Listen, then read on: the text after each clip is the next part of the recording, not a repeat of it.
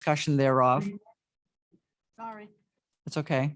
So just a reminder, we are recording this and it is live. And just to refresh everyone's memory, this was first brought to the Board of Selectmen last summer, actually on August 2nd. There was the first discussion relative to concerns with the use of fireworks, and also a concern with regards to a cannon that was periodically set off. There haven't been any recent incidences with the cannon, but the cannon is a separate matter, would be handled separately because it's actually a criminal offense to be shooting that off. So it's not part of the fireworks ordinance. So tonight we are going to be discussing that. So I'm going to start with Chief Cobb. Chief Lyons has joined us by Zoom, but we'll start with Chief Cobb. Okay, so this has been a conversation that the chief and I have had with Kim over the past many months. And we've gone over several scenarios that I think the Board of Selectmen has and several options. And so some of the concerns that we have, if there was an ordinance with a permitting process to be put into place, is that administrative layer of government and some of the issues that would create. And so the chief and I are in favor of not having an ordinance. But if that's not to the board's liking, then there are some other options that you might consider. I did another accounting of the calls for service, and I just did the past couple of years. So from January 1st, 2020 to today, there were 5 fireworks complaints, and none of them were after 10 p.m. And then I did an accounting of all of the noise complaints. So I had to sift through all of those and decide or determine which ones were fireworks related. And there were, I don't know, a handful, maybe 8 or 9 total fireworks complaints, and only 3 of which were after 10 p.m. as well. So just for the board to keep in mind, if you were to enact some sort of ordinance, those are the hours that we would be looking at. Is it's allowed from 10 a.m. to 10 p.m. So again, this isn't a behavior that we would be able to, I don't want to use the word regulate, because it's not really regulating fireworks in town. It's actually allowing people to continue to use them. So anything after 10 p.m. I think is definitely a conversation that we could have with folks in terms of noise. It's a little unreasonable. So just to keep in mind the past couple of years for history of what I've found in our calls for service. Okay. Chief Lyons, do you want to weigh in? Yeah, just to reiterate what Chief Cobb had said, one of our main concerns about having some sort of permitting implementation is the fact that we are not going to be reducing the amount of fireworks.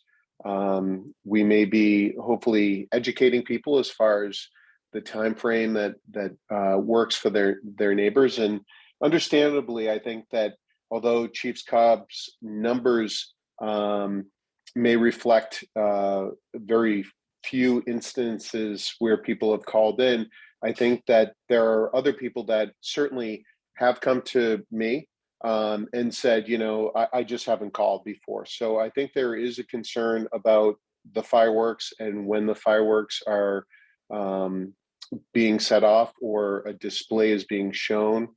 But with that being said, a fireworks ordinance would not, I think, necessarily be the best from a government oversight, but also regulating the fireworks. People are still going to be shooting them off.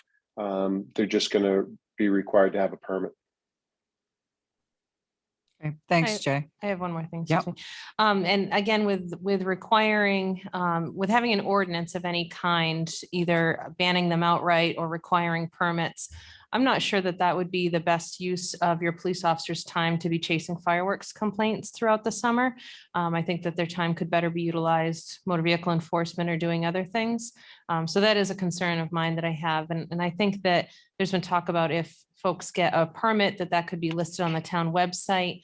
But But I don't know, I don't know if folks would actually look at the town website before they call the police and talk to the dispatcher who might be dealing with a multitude of other things. So there are some concerns that I have, just that the officers would be chasing fireworks complaints. And actually one of the ones that I did see, they were being set off in another town. So I think it was in Sutton, but that's just another concern that I had. I know that we've received a tremendous amount of feedback from individuals about fireworks, and they're stating their concerns. But I do want to, at this point, open it up to the audience. If anyone wishes to speak, and I would ask that if you do, please state your name. And Are you gonna go first? Will be coming around with the roving microphone. Hi, I'm Kathy Barth. My husband and I have a home on Hastings Landing, and I started this, so I'm gonna stand up first. I think it's important to just note the difference between Class B and what is called display fireworks and Class C, which are consumer fireworks. Just gonna put my glasses on, sorry. Class B fireworks are the big fireworks that you see on the 4th of July. They're regulated by the state of New Hampshire and require a permit for use. These are seen on multiple areas on Lake Sunapee, as well as other areas in local towns.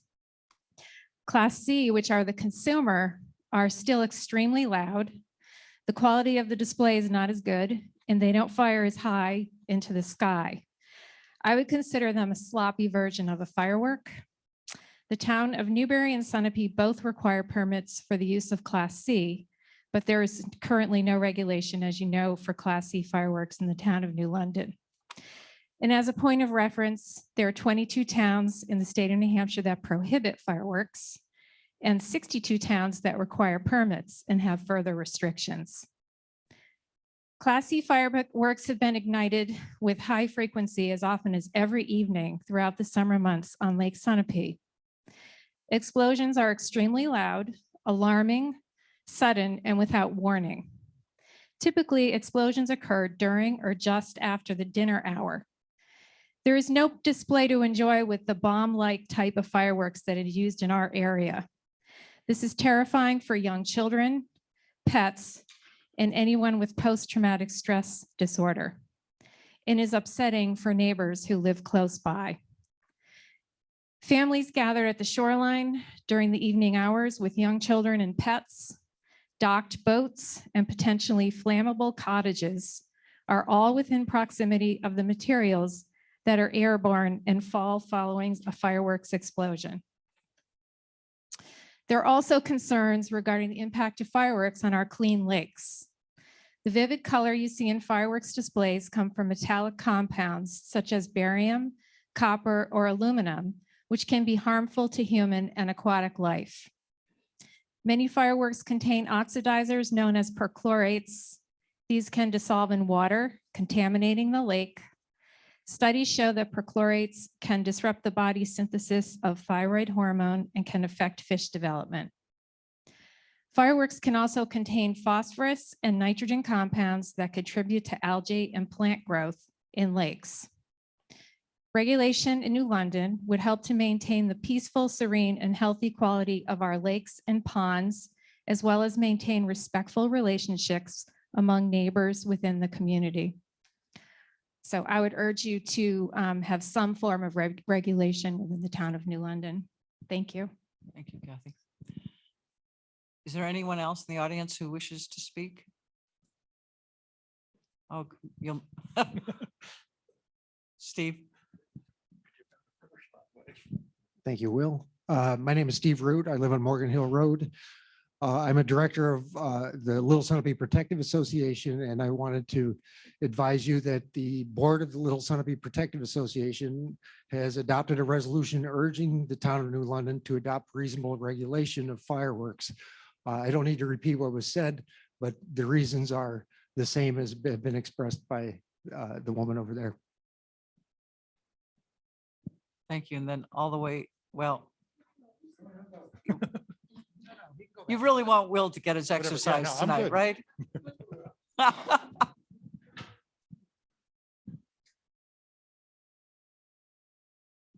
I'm Betsy Cetron. I'm also Hastings Landing and also now Pleasant Street. So I'm a double New London homeowner. I duplicate what Kathy has said, but I've also had fireworks that have gone off and ended up in my sailboat, which is out on a mooring. Again, you worry about our old cottages that are over 100 years old catching fire.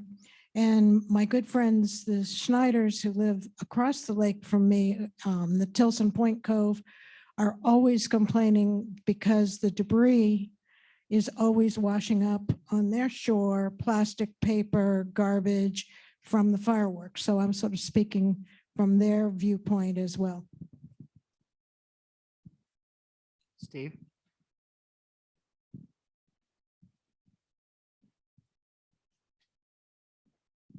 The other Steve Ensign. So I'm on the board of the Little Sunapee Protective Association. I have a family cottage on Little Sunapee, but I'm also a member of the Pleasant Lake Protective Association because I think protective associations on our lakes in New London are very important. So today in the mail, maybe many of you had gotten this. Yes. So Pleasant Lake has taken a very affirmative approach regarding their fireworks, and they do indicate a study which shows that Independence Day fireworks create no measurable medium or long-term disaster effects, and they would like to see that continued. But the fourth point they make is that personal or consumer fireworks, as was mentioned, that are set off by many residents throughout the year are a significant nuisance to many on the lake, and if not used in a neighborly fashion, may end up being regulated by a town ordinance, which is why we are here. I've heard a suggestion made that perhaps we should identify the holidays on which consumer fireworks would be permitted, and if it is that the end point, that it should reference in recognition of 4th of July or Memorial Day, rather than the day itself, because in fact, Pleasant Lake is going to have their fireworks on July 1st. So a thoughtful approach perhaps might be to say, yes, we can have fireworks. We're going to know when they're going to be taken off. For me at my cottage, it doesn't help that I'm across the lake from Springfield. So all the happy events that take place at Twin Lake Villa and set off fireworks on that shoreline will not be affected for me, but unless Springfield adopts some similar regulation. Thank you. Karen? Will's coming.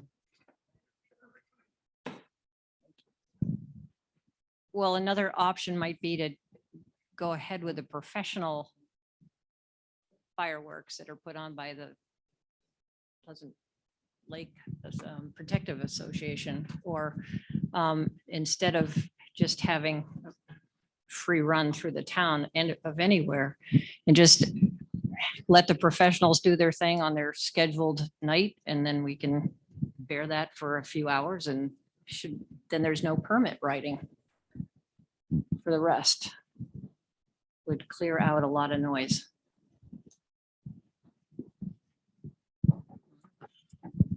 Vahan and then Nancy Putnam.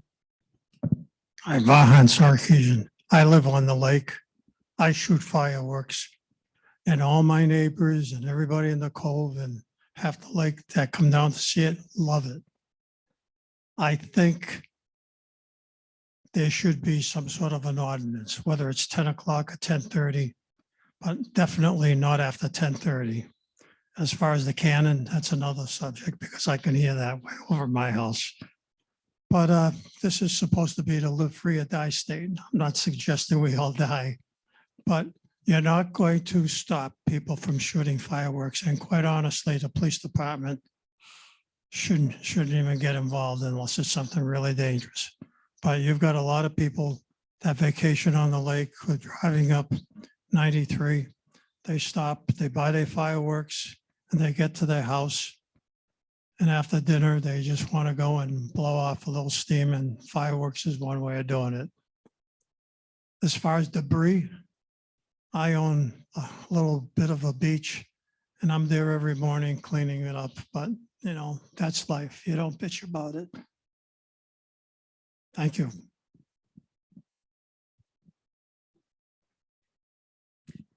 Hi, Nancy Putnam. I live here in the village on Everett Park. And I would either be in favor, as Karen was saying, of not having any, certainly in the heavily populated area here in town, or doing it as was suggested, to just do it on designated nights, such as the 4th of July or certain new holidays. And then, you know, from 6 to 10 p.m. to define it. But it's I can tell you on Parkside, there's a few houses, they put them off at midnight randomly sometimes.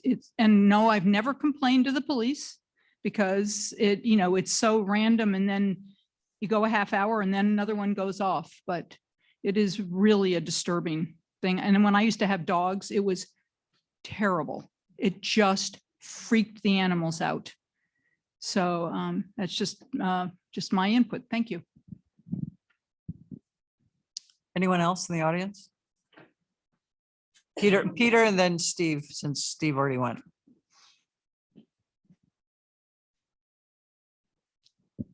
First, a question, if I may. Peter Nichols, I live on Porcupine Ridge in New London.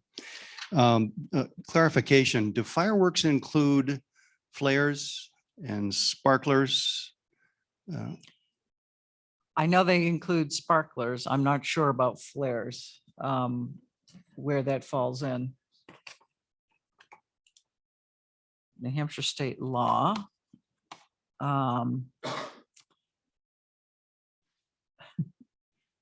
Fountains, cones, ground spinners, helicopters, Roman candles, mines, cakes, shells, reloadable mortars, parachutes, firecrackers, novelties, party poppers, snaps and snakes, smoke devices, bottle skyrockets, sparklers, morning glories.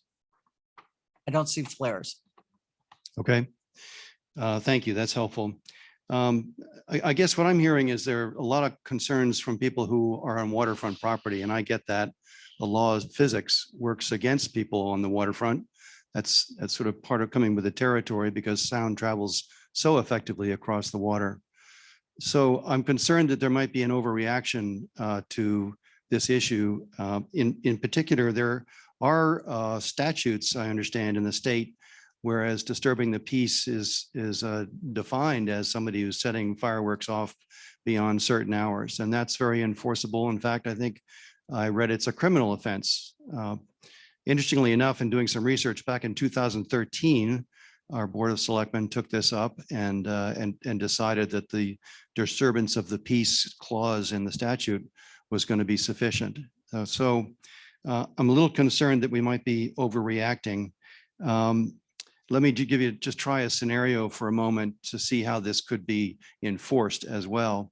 So I'm sitting in my living room, and in some random hour of the night, fireworks start going off. I need to determine where the fireworks are coming from in order to determine whether or not the address has a permit, or if it's within the hour where they're permitted generally, as long as a permit's been issued. Then I have to determine what address it is so that I can call the police so they can come and address the issue. Or if they arrive after the fireworks have stopped, then there's been a great deal of time spent on this small problem. So I'll stop there, because I think I'd like to encourage a call for civility, which is something that the select board has said previously and has rippled down through our culture, I hope. And that with a call for civility and understanding as neighbors, we can address these issues where they occur in a limited fashion and not have to overregulate. Thank you. Steve, do you want to go again, or?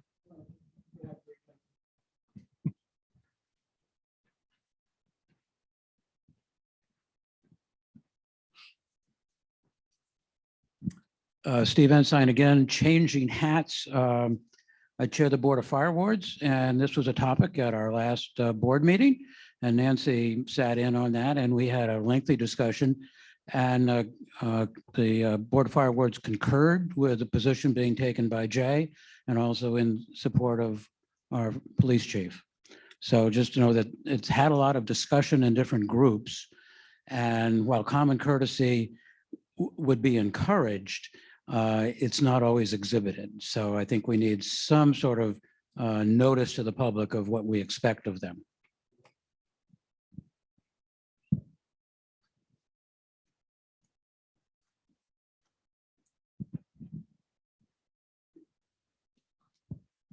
Hi, Nancy Kingsley in New London. I've lived here since '89, recently moved. Never had a problem with fireworks until I moved. And I guess I understand what everybody's saying about ordinances and governance. My concern is, and again, I didn't know I could call the police. Good to know. Where I live up by Old Main Street, I'm hearing fireworks all throughout the year. The last one was April 30th. Why somebody was firing off fireworks at April 30th, I have no idea. In one of the occasions, I had just come out of the hospital and was home and was awakened by these loud noises. Didn't know what was going on, almost ended up going back into the hospital because of it. I'm fine with being a good neighbor.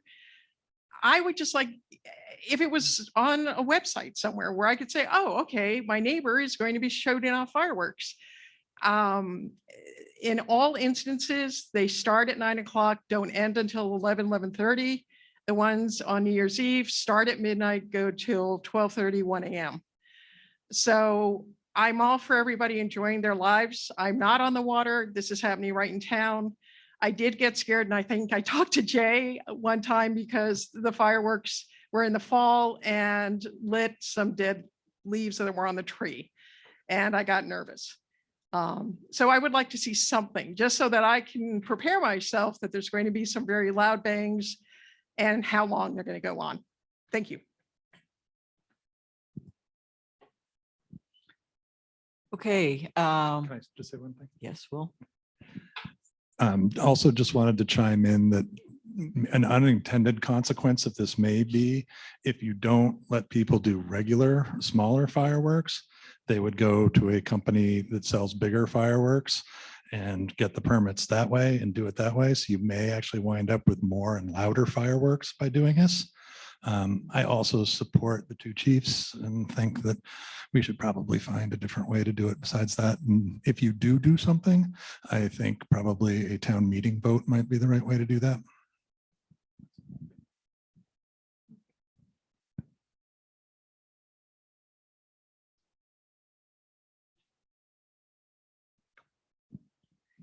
Just a quick comment. We lived for many years in Hanover, New Hampshire, and they have a fireworks ban, and fireworks are not a problem in Hanover. And in speaking of common courtesy and neighborly behavior, that's why we're here to discuss this. This is the table to bring it to. We shouldn't be getting angry with each other as neighbors and getting upset with one another. It's up to the town to decide what's right for the town, and whatever you all decide, we need to obviously go along with. So thank you very much. Okay, I'll turn to my colleagues. Your comments? Are we going to close the hearing first? Is that what are we done with the hearing? Is that Well, we can do that, yes. that's Let's close the hearing. go ahead, Jen. Okay. I guess my question would be to Chief Cobb, what should people do who are annoyed by fireworks if we don't implement or institute an ordinance? I think it depends on the time of night that they're going off. I mean, anything after about 10 p.m. is kind of disturbing. I would say that, and especially if it's a long period of time. If they're going off for 30, 40 minutes, that's excessive. So what would happen in that instance is let's say it's a Monday night and it's 10:30 at night and somebody calls and we're actually able to locate the home where the fireworks are coming from. We'd have a conversation with that homeowner and say, it's late at night. We received a complaint. Will you please stop for the night? And if it then continues, we would probably go back, maybe have another conversation, say, you know, you're borderline on disorderly conduct on some noise disturbances here. And hopefully it wouldn't have to get to the point where we have to arrest somebody for setting off fireworks, but that's an avenue that we certainly could take. So I guess we're always available. Let's just, again, reiterate that we're always on 24/7. There's always a police officer and a dispatcher on in the town of New London. And noise ordinances or noise complaints rather are certainly a very real thing. And we're happy to address those. I would just get concerned with us having to chase fireworks complaints all night if there was an outright ban or a permitting process. And again, the administrative implementation of that is, you know, the dispatcher then has to look and see if there's a permit, and then we have to respond and see if the people are there and they've met all the conditions of the permit. It just seems like a lot. All right, I have another question then. What does Sunapee, what have been the ramifications of their ban in Sunapee? She asked what the ramifications of the ban in or the ordinance in Sunapee. Right. Is that? Sunapee has an ordinance as well as Newbury, and I'm sure you've talked to those police chiefs. Yes, I did. I spoke to the Sunapee Police Chief, who was Chief Cahill at the time, and he said they have never issued a fine. They've only ever issued warnings. And Chief Wheeler in Newbury said he believed that they issued fines maybe right around the time that they had enacted their ordinance, but they haven't issued a fine in many years. Have they had a lot of complaints? I have the numbers from their towns. So before Sunapee's ordinance was in effect, which was 2012, in the prior 2 years before their ordinance was in effect, there were about 13 calls for service. And after their ordinance went into effect, it multiplied by about 2.5 times the number of complaints that the police received about fireworks. I don't have Newbury's numbers here, I'm sorry. Okay. Thank you, Chief. You're welcome. So I see no benefit to putting another permitting process in place and a regulatory process that requires more paperwork and so on. And I guess I would agree with Peter Nichols that let's do a little bit more education and keep working on this issue with our neighbors and try to create a more understanding with people about what's going on. And if that doesn't work, we'll bring it back another year. But at this point, I'm inclined not to support doing it. I'm inclined to support doing nothing.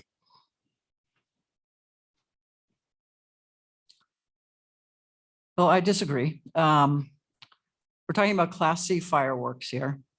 I think that a potential compromise would be to limit to certain holidays, similar to what they do have in the town of Sunapee, where no permits are issued, but limiting it to the holidays of New Year's Eve, Memorial Day, July 4th, and Labor Day. And with the expectation that fireworks would only be within a reasonable time frame up till 10 o'clock.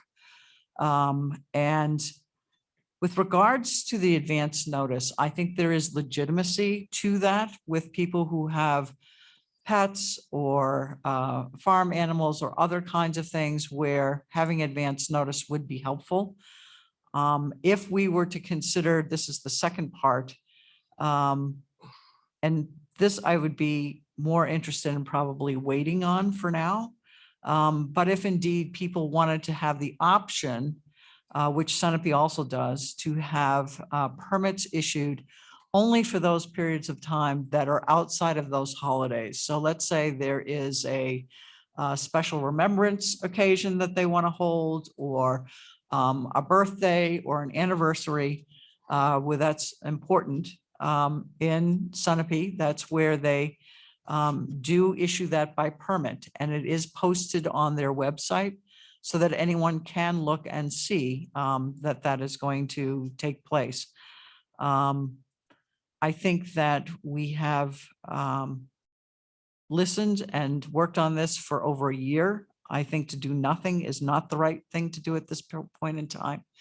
I do think that letting off Class C fireworks when there is a fire danger, I think there does need to be a lot of education, and I'd like to hear more from the Board of Fireworks, Jay and your company and Emily relative to what kind of continued education campaign could take place in general around the safe use of fireworks, particularly the Class Cs. But I think that there should be at least a ordinance that limits to certain holidays at this point in time with no permit issued. So Nancy, what would be the penalty if people shut off fireworks in the middle of a week that is not a holiday? Well, I think, again, I think we can look to the town of Newbury and the town of Sunapee. I think that initially we certainly would want the law enforcement to take the low road relative to, issuing a warning, letting people know. But I think we need to take responsibility and step up an education process. So people are aware of that, what the implications are.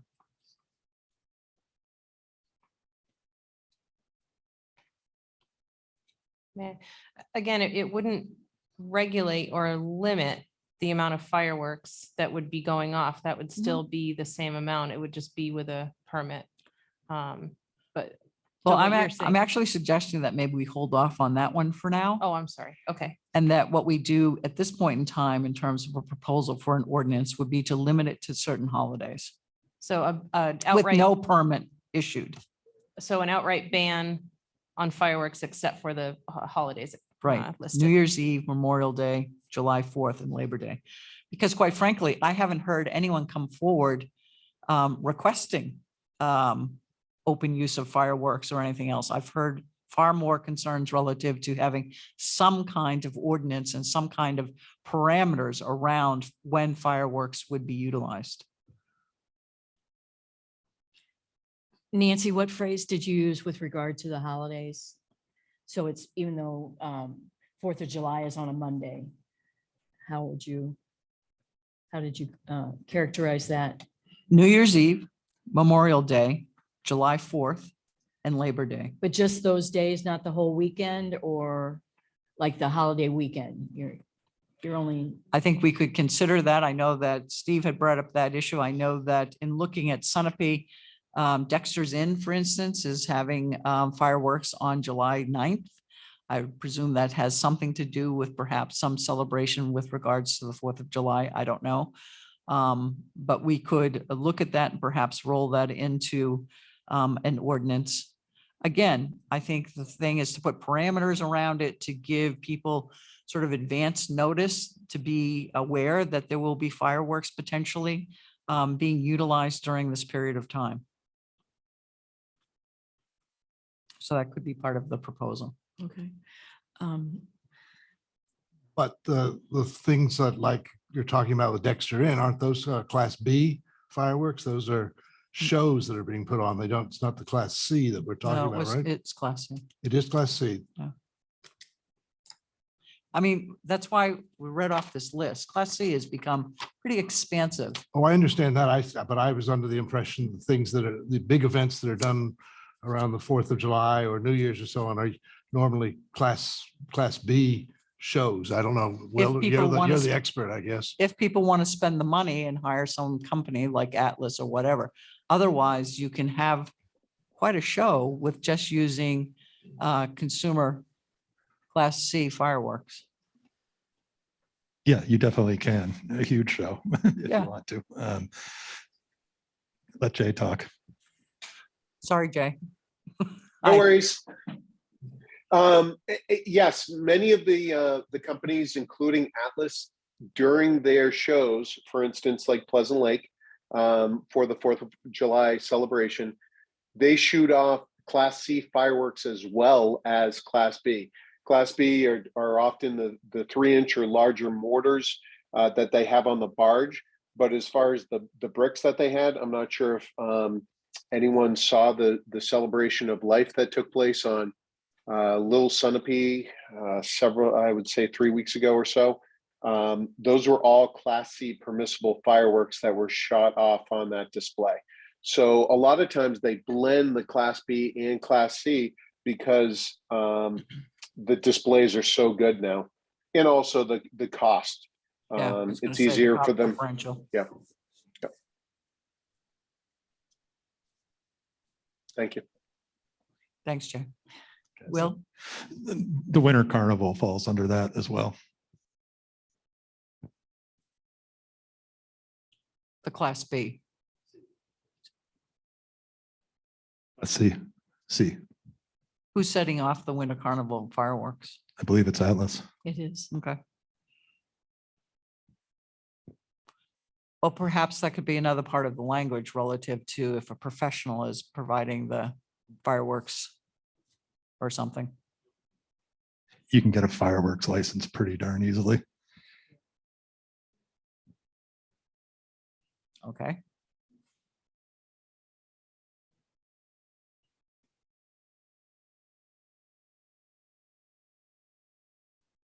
So what do we want to do? I think we have to be sensitive to the people who brought this to our attention last summer and recognize the fact that it has been an issue for all of you. I don't want to institute an ordinance that will fall unfairly on our police department and our fire department. So I agree with Nancy that why don't we try saying that we will only allow fireworks in New London on the holidays and publicize those, make sure that it's in the Intertown Record and on the town's website, that sort of thing, which days are permissible to have a fireworks or shoot off fireworks. And obviously, if that doesn't work and people ignore our encouragement to be respectful of each other, then we'll have to look at it again.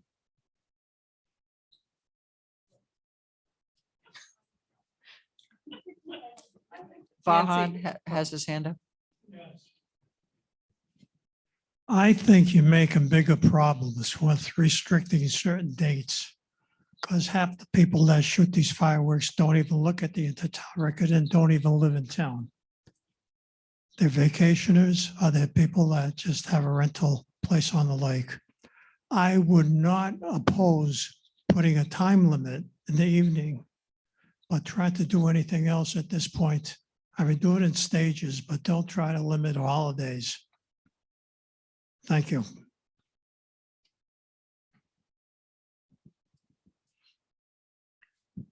Well, yes, Will.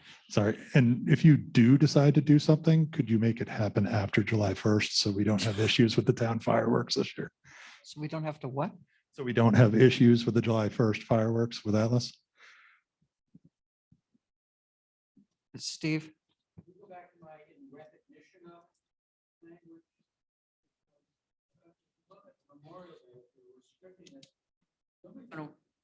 Someone is going to want to put fireworks on that Saturday evening when they're here, Mhm. even though Memorial Day is a Monday and Labor Day is a Monday. And it just so happens this year that the 4th of July is a Monday.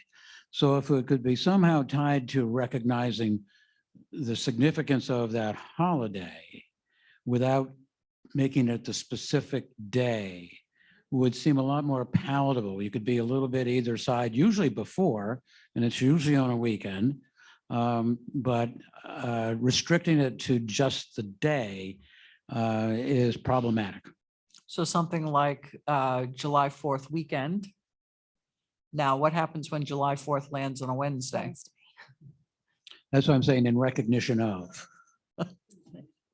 Yeah, Okay, so it's a little looser and you might get a whole week's worth of fireworks that could be in recognition of, but it might be better than naming the date. I Duly would noted. recommend the 4 days for Labor Day and Memorial Day, if that's the will of the board to do for Labor Day and Memorial Day, Friday, Saturday, Sunday, Monday. I think it's unlikely we're going to see a whole lot on that Monday because usually folks might be traveling home or getting ready for work the next day. So I would suggest the 4-day weekend for the holidays of Labor Day and Memorial Day. And as for New Year's, I would suggest or offer to the board New Year's Eve and New Year's Day, because some folks might want to set them off on New Year's Day, I suppose. And then the 4th of July, that does pose some problems. But the 4th of July itself could be a day that you allow it on And then you could have some clause in there or at the, will of the town for when it might be celebrated or recognized otherwise in recognition of. Or we might be able to stipulate X number of days before the days after. Oh, That would sure. encompass the Mhm. Wednesday or the Thursday. I think that could be written in. Yeah. Okay, So When- my problem with this is, what are we going to do on all the other days when random people are shooting off fireworks? Are we going to have the police department out enforcing the ban on all the other days? I've listened to Chief Cobb talk and doesn't sound to me like a great use of the police department. And as much as I understand what people's issues are here, it doesn't, to me, the issue doesn't rise to the point where we should be trying to fashion an ordinance like we're just trying to do here. I think some education and more adherence to the noise ordinance is a great start, frankly.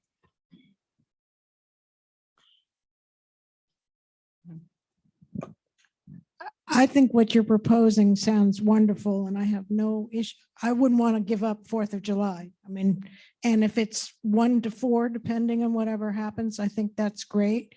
And I think that the soft approach in terms of when people are setting them off to be as neighborly, go and say, hey, there is a rule, you can't do this now, rather than making a whole issue. But I think the other issue is, we're all here, we live with it, we get scared with it. We had a neighbor who's no longer alive, who was in World War II, and when the fireworks went off, he thought he was getting bombed. I mean, he curled up in his bed shaking at 80 years old. So, and I think one of the things we have to take into account is this is a vacation area. Airbnb and VRBO and all these people are here, and all these people come and they rent the cottages on the lakes or wherever, and woohoo, we can buy fireworks and we can shoot them off, and oh, well, we're leaving on Sunday. So they don't care about their neighbors or the disturbance or anything like that. And I think that if you set up the rule the way you sort of were talking, and Steve, and that people can neighborly, the rental agencies, try and educate people in a friendly way of saying, this is no longer allowed, and move forward like that, but to try and do it in a positive, friendly way, but to limit it for the benefit of the lakes. I've been a weed watcher for years. I'm part of the LSPA, and I'm sure they feel as strongly about this as Pleasant Lake and Little Lake Sunapee, and would endorse the approach that you're talking about. I understand and I appreciate the desire to have people take personal responsibility. I think that unfortunately, there are far more who choose to do as they will. And I think, again, I would agree that I think education is the way to address that. To me, it's no different than if I rent a cottage somewhere and a responsible landlord will list for you the ordinances and things that are in that town. Like, I have to get a beach permit. I can't not park in certain areas because of, there are rules and regulations when you go to many summer camps and other places with rentals. And so I think we would look to engage individuals who are in that business to join us in an educated process of what we're trying to do, to be reasonable and to be not overly punitive and bullish. I don't want to put any more of a load on the police department either. But I do think we need to have some parameters around this. Any further comment? Okay. Yes. Marilyn Soper. I live on Old Main Street, and I just have a general question. Do we have an enforceable noise ordinance in town now? No, we do not. So it's just generally presumed that between the hours of 7 in the morning and 10 at night is when noise should occur. And after that, before that 7 o'clock time and after that 10 o'clock time, people should be quiet. It would really fall under the disorderly conduct if you're making noise to an extent that it's bothersome to someone else and they're willing to call the police and write a statement out and be willing to come to court to testify if it were to come to that. Those are all parts of the case that we would need in order to have a successful prosecution to charge anyone with disorderly conduct. Thank you. Okay, one last comment. I don't think I need it, but I really like, Nancy, your suggestion. And I know in my neck of the woods, everybody is not a renter. So I would hope that speaking with the civility that we've all been trying to work with tonight, that if we put it out there saying, hey, we're not saying don't do it. We're just saying now, if you could do it within these timeframes and dates, and let's see what happens during the course of a year. And, you know, now I know I can call the police and just say, don't come up, but this is happening. You can always call the police. Well, but I don't want to bother you. You've got enough on your plate, just like Jay has enough on his plate. You know, when I saw the leaves starting to burn, I made sure that they went out before I called the fire department and got everybody up there. But I think this is a good first step to see and to educate people. And I'll sleep better at night knowing I'm not going to get awoken quickly by loud bangs that I don't know what they are and what's going on. So I appreciate everybody, what they've done today. And I like the language, and let's see what happens. Thank you. Okay. You or I, sure. Okay. I move that we ban fireworks in New London with the exception of recognizing 4 major holidays: Memorial Day, 4th of July, Labor Day, and New Year's. I'll second that. Second.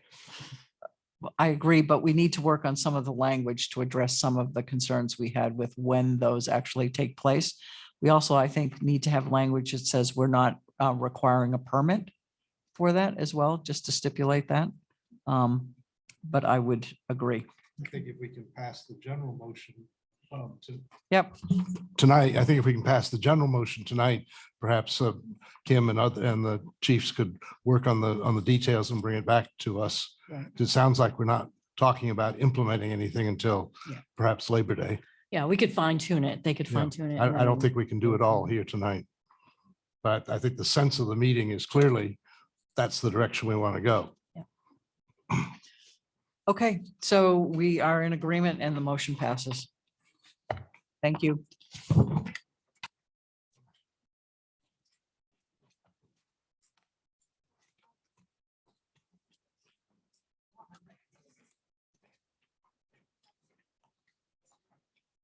Thanks, Jay. Thanks, Jay.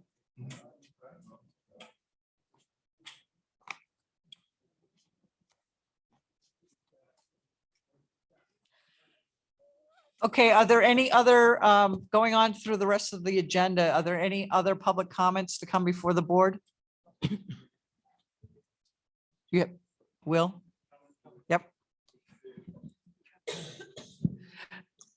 I just have Janet Haynes, Highland Ridge. I have got a question about the 3, I'm going to call them power panels that are on the town green that are, as far as I'm concerned, fairly unsightly. And who is interested in maybe doing something about that?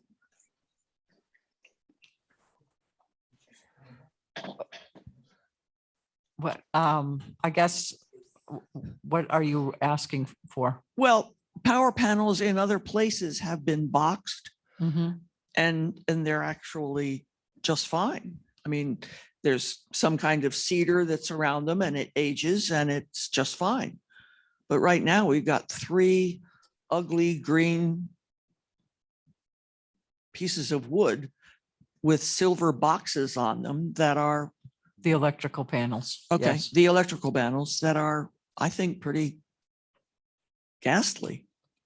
That's my Okay. opinion. Janet, do you have a comment? We looked into putting some landscaping around those boxes to, arborvitae or something to sort of block them from the view.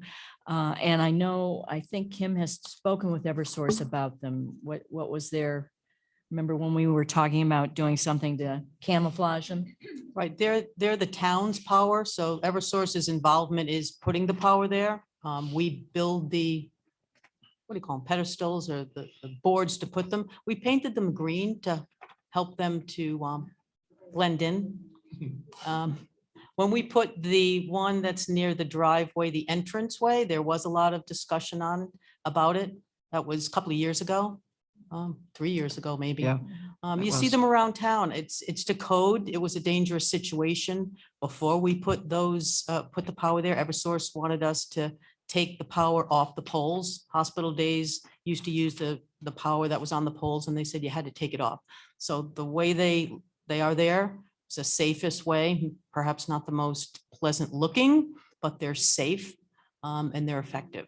So we did look in, the selectmen looked into getting a landscaper in to put some foliage around it, and it was quite costly. So they decided to leave it the way it is. And, we do the best we can mowing around it and keeping them neat. So we painted them. That's what we did. It is a necessary evil. Okay, any other public comment come before the board? No. Okay, old business. Discussion of strategy going forward with panels is recommended by Selectman Helm. Mr. Helm, would you like to start off? Sure. At the end of last meeting, after we'd had our discussion, you asked me to take some responsibility for this, but so I started, but I also realized that really we need to have a discussion of the three of us, what that really looked like. So I took the liberty of talking with Phil Sherman, who is the chair of the current Whipple sub committee in the Building and Facilities Committee. And I talked with Maureen Prohl, who's been particularly active with the Citizens Committee and other groups in waste management, and came away with the following thoughts, which I think is probably what we want to talk about at this point. Phil and I agreed. He had provided us with a lengthy memo, as you may recall, regarding questions that he thought needed to be answered before we proceeded with the Whipple Hall group.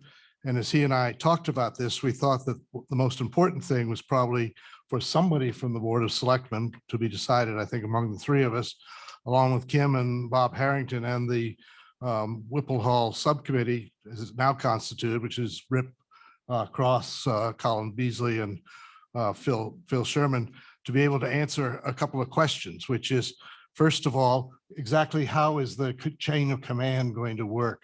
Who's going to be responsible for reporting to who, when, and how? Second of all, what will be the charge or the marching orders, as Phil says, for this? Will it be exactly the same as has been in place now for the subcommittee that was charged by the Building and Facilities Committee, and I guess by the previous Board of Selectmen to the Whipple work, or will that change somehow? Or in fact, have we already seen that in the phased notes that we got when we were approving Frank Anzalone's contract at our last meeting? And then going on, who will actually approve the scope and the schedule once they're determined? And again, we've sort of nibbled around the edges of the schedule with Frank Anzalone, but as time goes on, the schedule will get more detailed and so on. The question, and I think that both Phil and I looked at each other and said, how frequently and with what, with who needs to come to talk to the selectmen, and how much do the selectmen want to be involved? So I thought it would be wise if one of us took on that role to sit down with the committee and follow through on those questions. And if that's done, then the next set of questions that Phil and I thought needed to be answered, but should be done yet at another meeting once we've had that first set of meetings, is to really determine once and for all what the intent of the Whipple Hall renovation is. Is it short term simply to meet functional needs, like being able to have meetings like this, or are we trying to set it up for the next several decades as a historical place that can be used for many other purposes? And then second of all, whether in fact our intent is to continue to do this as a single project, albeit over a period of perhaps the next year or so, or at some point are we going to say, no, we're really going to phase this. We're only going to do up to a certain point and then stop. Again, would be my understanding, but I think we need to talk about it, the three of us, that the town meeting passed a bond of $600,000. And I think the intent of the town meeting was that this would be one project and be done and be over with, not that it be phased and so on. But those are all things which I think Phil rightly was asking in his list of questions to us, and that he and I talked about and thought we might phase over a couple of meetings, starting with tonight, and having one of us take the role of sitting down with Kim and Bob and the committee, and then coming back here and getting it approved by the whole board. So I'll stop there and maybe talk about waste management after we've talked about Whipple and the suggestions that Phil and I have made. Yeah, think it makes sense to follow what Phil had suggested with regards to his questions. And I think that initial meeting is critical to that, to go over a number of the points in his email. And I think that addressing that will be important. The others we should take up on June 9th. I would like to participate on that committee. So I will put my name out there to do that. I have a vested interest in seeing the Whipple Hall project get completed. So it's my comments.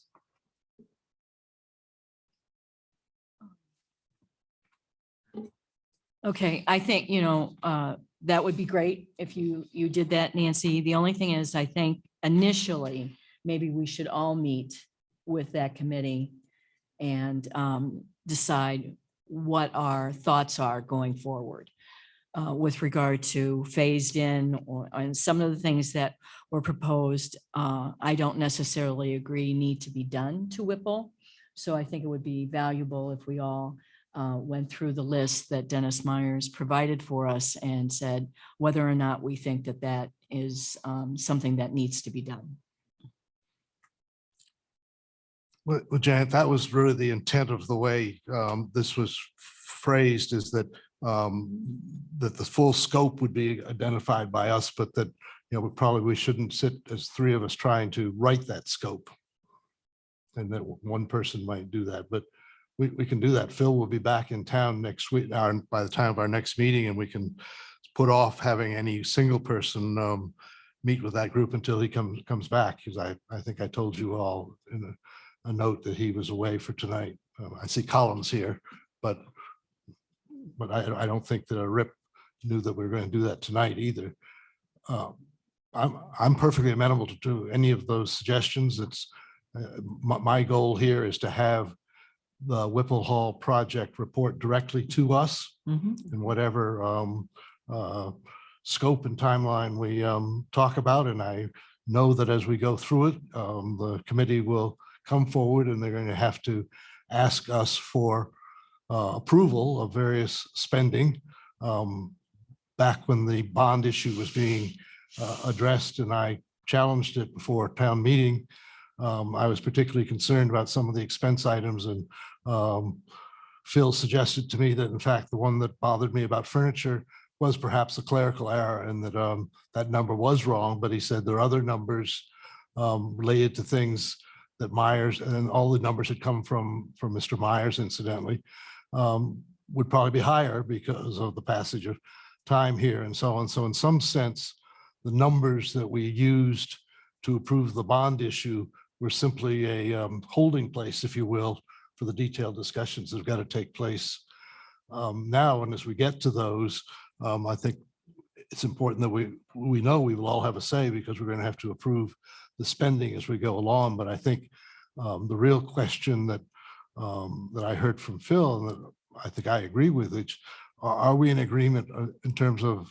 the basic issue about whether we're going to make the building just functional, or are we going to do everything that we need to do to make it not have to be attacked again for decades? And you know, that brings the question of the balcony, for example. If all we're going to do is make it functional now for meetings, we probably don't need the balcony. On the other hand, if we are seeing it as being a long-term theater, for example, we might want to do the balcony. And certainly once Frank does his work for us, probably later in the fall, we're going to want to tackle this issue of heating and ventilating and air conditioning in the hall. And those are the sorts of big questions that we'll have to address. But we need to, I think, give some guidance as to whether it will be our intent to try to do all of those things if they fit within the $600,000, or right now are we saying, no, we don't want to do all those things? Because there's some smaller things I know that I also have questions about, but I think the big items are the questions that have to do with what we see as the purpose of why we've undertaken this project at this point. I think that's what I hear Nancy saying too. Right, but I hear two different things in terms of process. I hear the suggestion from you and Phil with regards to doing this, if you will, in a small group to come up with defining scope and so forth and bringing it to the full board. And then Janet, I hear you suggesting that that discussion take place with Kim and Bob, Phil, Rip, and Colin to define that scope in a full selectmen's meeting. So which way would you desire to go? Well, the reason I said that is because I think it would be valuable if going forward, the smaller committee had a clear idea of what each selectman wants to see happen. For example, I do not want to see anything remodeled for the balcony. I do not think that's a usable, adequate space for any reason, and the stairs are a disaster, and I would hate to see someone fall. So I don't think that that's an area we should focus on at all. I'm also concerned about air conditioning in that building. Do we really need it? And what would happen with moisture on a brick building that's old, that's not well insulated, those types of things. So I would hate to see everybody, move forward on certain projects, and then you come back to the full board and we say, well, I don't think I really want to do that. So I think it would be better to know up front. So I guess, Nancy, hearing that, probably we ought to reverse the order of my two suggestions here, and we ought to, at our next meeting, do what Janet is suggesting and what Phil and I had thought might be the second step. We ought to do that first. And then after that, send you, I agree, you'd be an excellent person to do this, you off to work with them on the details. Okay, then we agree we'll reverse the order. So you'll follow up with Phil? Sure, if you'd like me to. Yes, Okay. please. Happy to. I suspect Colin will do that quickly too. Quickly, Phil is back. Yeah.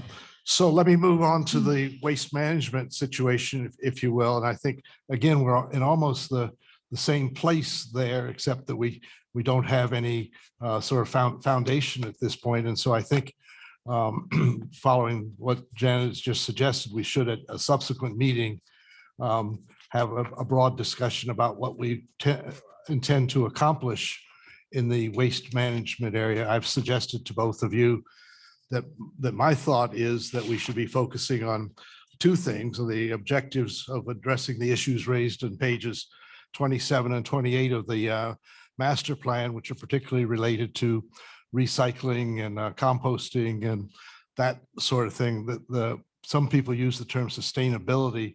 I have a little trouble with that because that talks about so many other things like climate and energy issues and so on. And so I think we need to be a little bit more precise in our language. At the excellent housing meeting last night, the word sustainability was talked about in terms of housing. So I think we need to sharpen our language. And then the other thing is I don't think we can have that the discussion about the master plan issues on pages 27 and 28 without also thinking of continuing to think about within the existing facility that we have for treatment of waste, whether it's the transfer station or the place down on Mountain Road or the stump dump, that we need to understand what the limits are we can do, because we could have an amazingly fancy discussion about composting and recycling and so on, and then say, well, we don't have the place to do it. But I don't think we should get back into the discussion of the whole new transfer station that was part of this former committee's effort that was ended, I think, in 2018. So I think we should do exactly the same thing that we've just talked about for Whipple and do it here. But given our schedule, I would think if we do Whipple next week, our next meeting, then we probably won't get to waste management till the end of June. And so, point of clarification, where does the swap table fit in with any of this, since that seems to be such a hot topic for many people? Well, I think that would be part of the scope question. Isn't that part of, that's one person's trash is another person's treasure, they say. But I think that's all part of what goes on in operating that part of our town activity, if you will. And there's been a lot of dialogue, as we know, including with what's now called the Citizens Committee, around the composting piece of it, which we don't do now. And I think my reason for wanting to make this one of these time-focused panels was because I think it's time for us to address those issues, take a stand, decide what we're going to do. That's in keeping with doing what the master plan suggested needed to be done in different areas. And this one shouldn't cost us a lot of money. Maureen or Karen, since you're part of this in a way, do either of you have a comment or want to say anything? Or you don't have to, just opening it up. I will. It's very hard to see around that pole. So I was just going to mention, if you hadn't noticed, solid waste has become a really hot issue in the state recently. And as it happens, I'm right in the thick of it. I'm the chair of the New Hampshire Solid Waste Oversight Committee. It's called the Solid Waste Working Group, and we're closely working with the New Hampshire Department of Environmental Services on the development of a long-range solid waste plan, which hasn't been done since 2003. And that plan is going to be issued in October of this year. So just in thinking of putting together a panel, I wanted you to be aware that that is going to be coming out, and there will be a lot of recommendations in there. One thing to be aware of, last year, the state adopted new solid waste diversion goals by weight, and the state is seeking to decrease by 25% solid waste by weight going into landfills by 2030 and 45% by 2050. And since the municipalities are on the front lines of these efforts, I think that municipalities really have to think about how they're going to work to divert the waste. So the benefit of that, of course, is, sorry, my phone keeps dying and I have all these notes on it. The benefit of that is that the more weight you decrease, the more you decrease the tipping fees for the trash that you're sending up north. So the low-hanging fruit, so basically the solid waste working group right now, we've divided into several subcommittees. One is to reduce source reduction, but recycling and composting is a very big issue. And we're looking at the low-hanging fruit, what we can do to decrease the weight. And one of the huge things is composting, and maybe you've heard this testimony before, but approximately 25% by weight of trash that is going into landfills is food scraps. And so if you can start to tackle the food scrap issue, I think that that would really be helpful to the town. And I think there's going to be a lot of encouragement along those lines for municipalities to work to do that. The other thing that we, of course, are talking about is recycling. And I know you guys are doing a lot of great work on that. And I think towns are going to be expected to be doing more education on recycling and composting going forward. The other thing that I just wanted to issue is, of course, mention is the issue of plastics. I think there's a lot of interest in this town on plastics and how to get them out of the waste stream. And I would just say, if you're starting to develop a charter for a panel like this, I know that you have the master plan, but I think that you also should be talking to people who are really involved in plastics in the town. That would include the Kearsarge Climate Action Group. And as you probably know, Rotary is collecting film plastic to get that out of the waste stream. At some point, I would imagine Rotary won't want to do that anymore. So I would look forward to trying to continue that, because people really like that. I won't go on and on. I could be, I think when you're thinking about the transfer station, you should be thinking about these diversion goals and setting up areas to collect things. And when I think of the swap shop, I think of a way of diverting trash that you're taking to the dump, right? You're diverting tipping fees, but you're also helping to recycle things. The last thing I really wanted to mention is this issue of landfill capacity, which you've probably read a lot about. You may know, you may not know, that Mount Carberry really recently was issued an expansion permit, and their capacity looking forward over the next, I don't want to misquote it, but maybe 20 years is greatly increased. And since you're already working with Mount Carberry, it sounds to me like you should be in pretty good shape in that regard. In fact, New Hampshire itself does not have a capacity problem. One of the issues we're facing is a lot of the private landfills. 50% of the trash that's coming into our state at this point is from out of state. I don't know how well that's known. But anyway, for what it's worth, I just thought that I would share what's going on the state level. And I think there's going to be a lot more going on in the next year or so. So Karen, with the increased interest at the state level and involvement, any chances for revenues to assist with any of this in terms of education? So I will, well,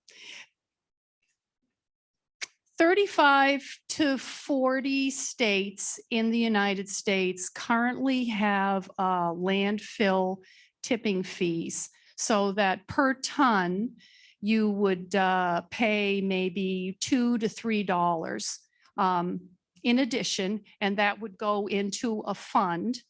And we had it all worked out. We've introduced the bill now twice, that this fund would basically establish a grant program for municipalities to recoup any money that they were paying in tipping fees. In fact, the idea is that municipalities pretty much would get the money back that they're paying in, but you can't just place a fee on out-of-state trash because it violates the Interstate Commerce Clause. You also can't ban out-of-state trash. But if you apply a fee across the board, you can use the fund that's created, right, to help municipalities and businesses. And so our idea was also private-public partnerships.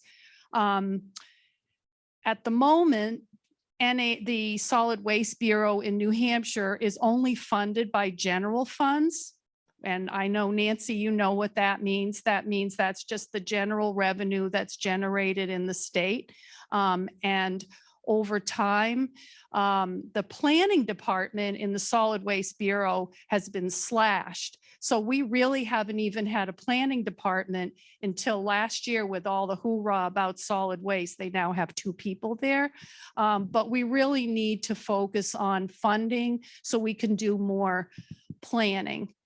And one of our big issues is all our surrounding states are progressively shutting down their landfills or really cutting way back on what can be landfilled. And we are not really doing anything much at this point. And our tipping fees are lower. And so 50% of the trash coming into this state is from out of state. Anyway, yes, Thanks, we want to Karen. raise revenue. Thank you. I want to add one thing to the trash talk, and that is, Did you want to ask a question of Karen? oh, I'm Just a- sorry. Just before Maureen. So Karen, some money might be generated from this, but what is the state doing to use the plastics, to recycle the plastics? Are they studying anything to make? Well, so this solid waste working group, and I did send an email to Kim, which I'm not sure whether that was forwarded to you guys or not, but in it, it describes the responsibilities of the solid waste working group. And we're going to be looking at plastics, we're looking at compost. I mean, we're looking at any number of types of trash to try to do something about. Specifically right now, I mean, of course, there have been attempts to ban plastic bags. There've been various things, and things haven't gone through in the legislature. What I hope that this panel will do would also, and this helps with recycling, because one of the problems with recycling is you need to generate markets for recycled goods. Right. So one thing you guys could be looking at is your procurement policies, so that if you're buying, I don't know, plastic bags, you buy, they'd have 50 to 100% recycled content, but that would really help create more markets for things that you're trying to recycle.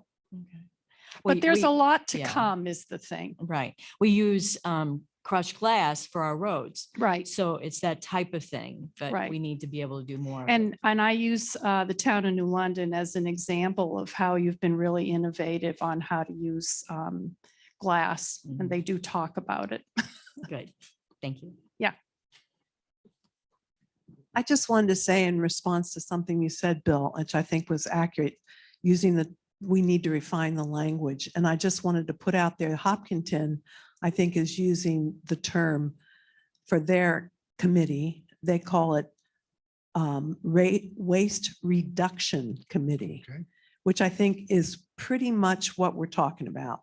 All kinds of reduction in textiles with the swap shop, or with whatever people bring to the swap shop. All those kinds of things are diverting from the waste stream. So it covers a lot, but it's not as broad as sustainability. Right. The other thing is, it sounds from what Karen said, correct me if I'm wrong, nothing's going to happen really quickly. It's not like I think New London should wait around for the state to tell us what to do. I think we need to just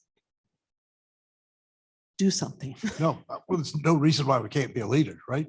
Excuse me? No reason why we can't be a leader in Oh, something. I think that's a great idea. Like the glass. So anyway, back Nancy to where we started. That's very helpful to have Karen and Maureen here. It seems to me we have to have that same discussion among the 3 of us in terms of scope and timetable and so on. And I would just looking at what I think our schedule is, I think that probably isn't going to happen for a couple of meetings, although I'd be happy to try to organize something for the next meeting. But I think we have the police subcommittee already, don't we? And we already have talked about Whipple. So Exactly. We have a lot on our plate for the 9th. So I would was thinking the suggest a subsequent 23rd maybe, meeting. because I know there are other people who are interested in this topic who would like to know when we're going to talk about it. So if maybe we could get the word out that we're going to talk about it on 23rd or whatever, that'd be great. Okay. But I think, again, we've sort of a little bit, I guess I'm jumping the gun here in terms of our priorities. I know we're going to talk about those at some point, but I'm assuming that waste reduction is a priority that we all three share. So, Yes. so. Okay, so we're set on those two matters at this point then. So going on to new business, Police Department grant agreement for Phase 3, Mount Sunapee Communications Repeater. We still don't have it. Oh. A grant agreement. I think I've been through 5 or 6 different field reps or people with the EMPG office over the last 6 months. So they've had some staffing challenges there. And it seems like as soon as I get some traction there with someone in the office that knows our situation, knows what our grant is, they move on to other things. So it's been a little bit of a wait. So I just had a conversation with the representative on Wednesday, and she's working on getting the grant agreement out to us. I hope in the next couple of weeks. And so I'm at the point now where I can start looking for the match funds that we'll need for this grant. So let's say the grant is, or the project is $100,000. We need to come up with some match funds. So I've drafted a letter to send to all of the surrounding communities that will benefit from Phase 3, the repeater on Mount Sunapee, because we can use funds. If they bought $20,000 worth of portable radios, we can use that as well. So the other communities will hit that match funds. I don't think it'll be a So it's an problem, in-kind. but it's, for yes, some of the exactly. match. Yeah, Got it's it. just, it's Yep. a little bit of homework on my part. So I've got that letter ready to go. So we don't have it yet, but I feel like I've been saying it for a while that it's coming.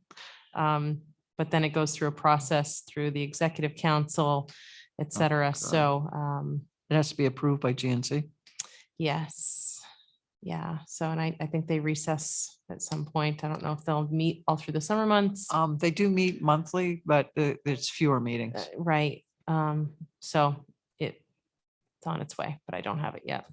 So let me ask this, once we have a signed grant agreement and all that's approved, Yes. do you anticipate any delays in actually getting the equipment and getting the equipment on the mountain? Probably. Because I just got So a now we'll quote. have a supply chain issue. Right, relative right. to- I just got a quote for some new portable radios, and those were maybe going to be here in November. So I suspect we'll have some delays with the equipment, and I would love to order it now, but I was told Right. very specifically that's a no-no. So, Yeah. Got it. So I won't do that, but I do think that we're going to have probably some supply chain issues, which is just kind of the cost of doing business these days, especially when it comes to equipment like that. Emily, once this is installed on Sunapee, what does that do for your reception to the other towns? I mean, is it? It's going to improve quite a bit, certainly for New London, but quite a bit for the other towns surrounding us. So there's going to be actually two links on it. So if you think of it as a triangle, right? New London PD, Mount Sunapee, and Mount Kearsarge. So this new equipment on Sunapee will talk to not only the police department, but also to Mount Kearsarge. So it'll be a much more broad coverage for the communications. It's really going to be a really important project for the region, and HSEM is really excited about it. It's just been slow going. Right. Thank you. Yep. Okay, thanks, Emily. All right, Kim, Town Administrator report. I had a visit from the USDA. I think it was this week. This was a new one on me. First time I've ever heard of this one.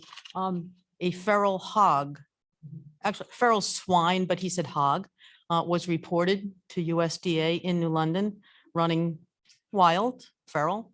So he's on the lookout. He came to the office to get permission to put some game cameras on town property to try and catch this hog.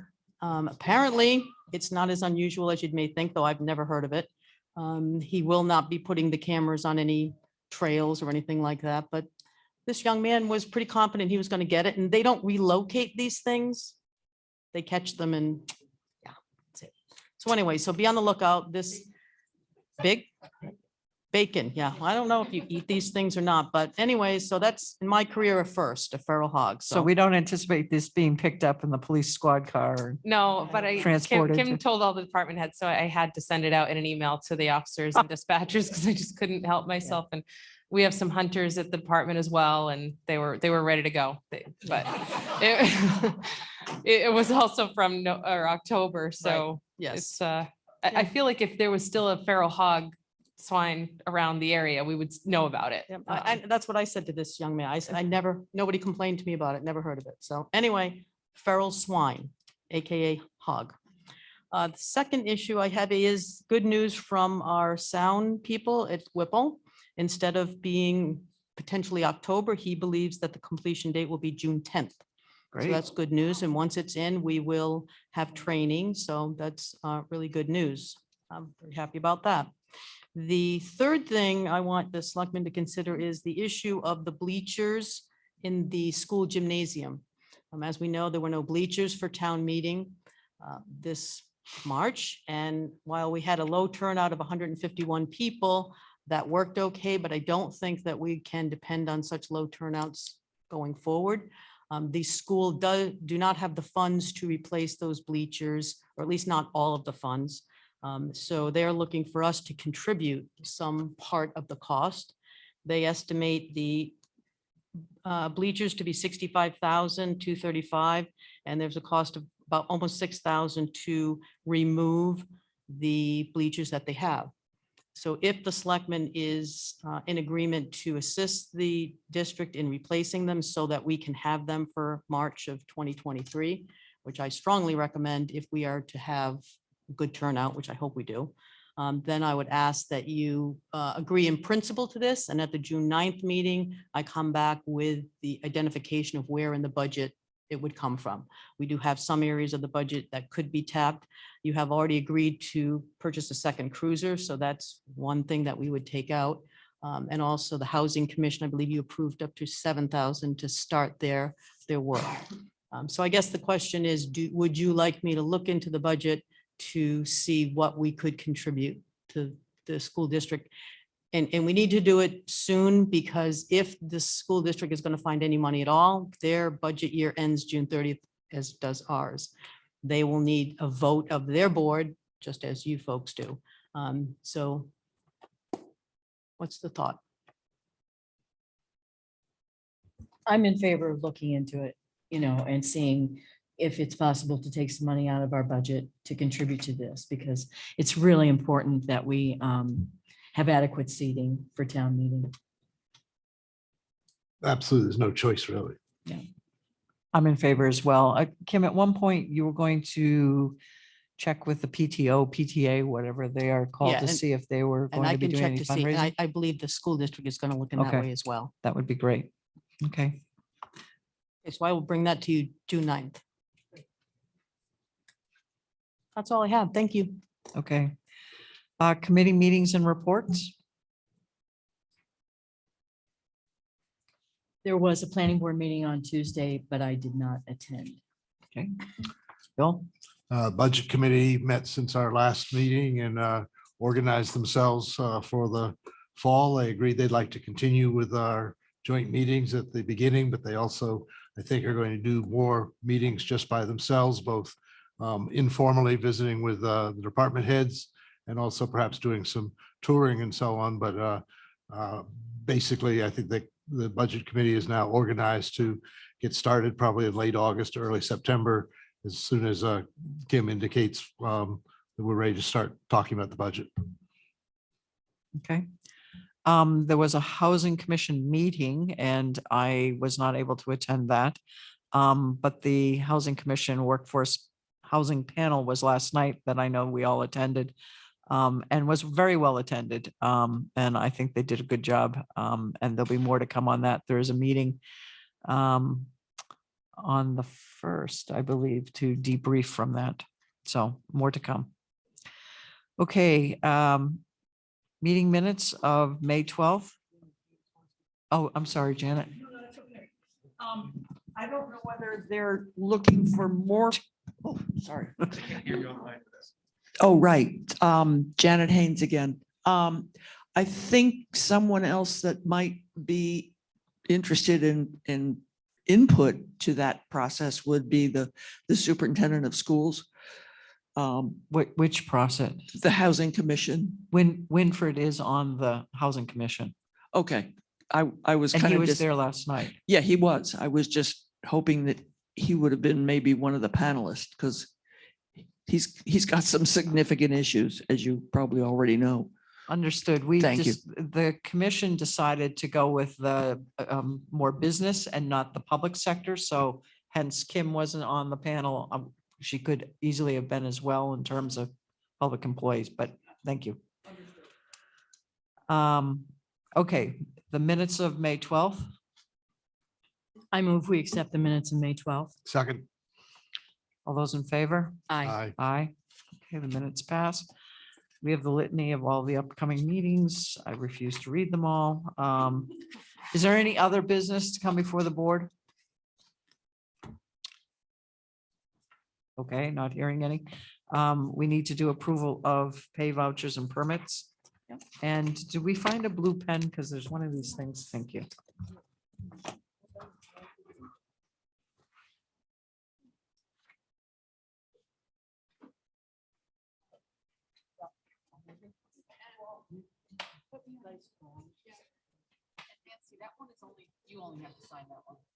Oh, okay.